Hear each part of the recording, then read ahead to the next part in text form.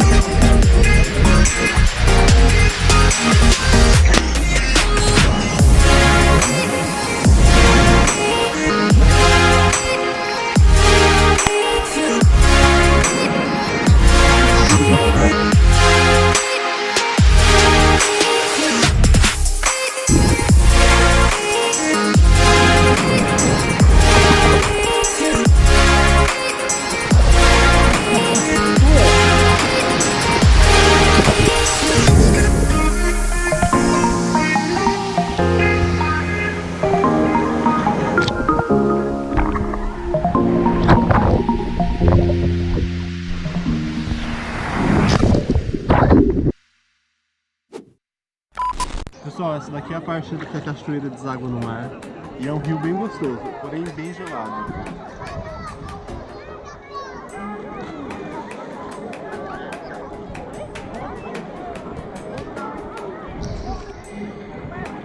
Maravilhoso, né?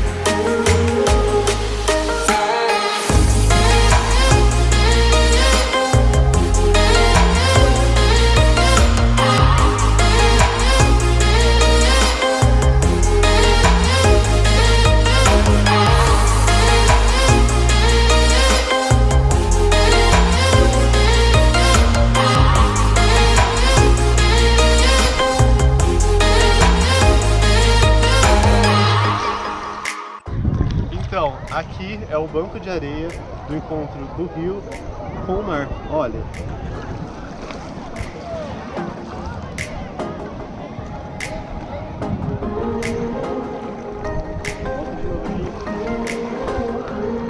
Isso não é uma coisa mais linda que você já viu?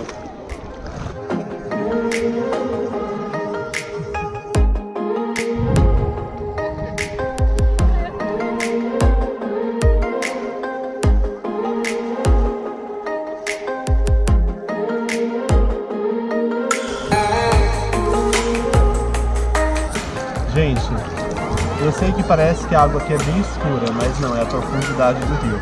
Você consegue ver que a água é bem cristalina por aqui, ó.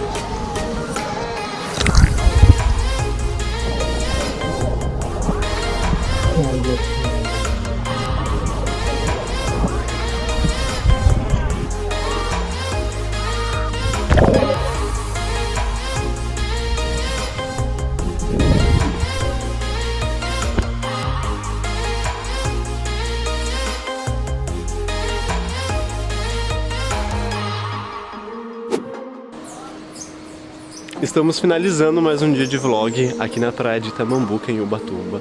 O lugar é muito bonito. Essas praias que tem o rio que deságua no mar, vale muito a pena conhecer, porque quando você tá cansado da água salgada, né, que gruda no corpo, você entra na água doce, dá uma lavada no corpo, renova as energias e curte bem mais o lugar. Então venha conhecer porque, ó, vale muito a pena.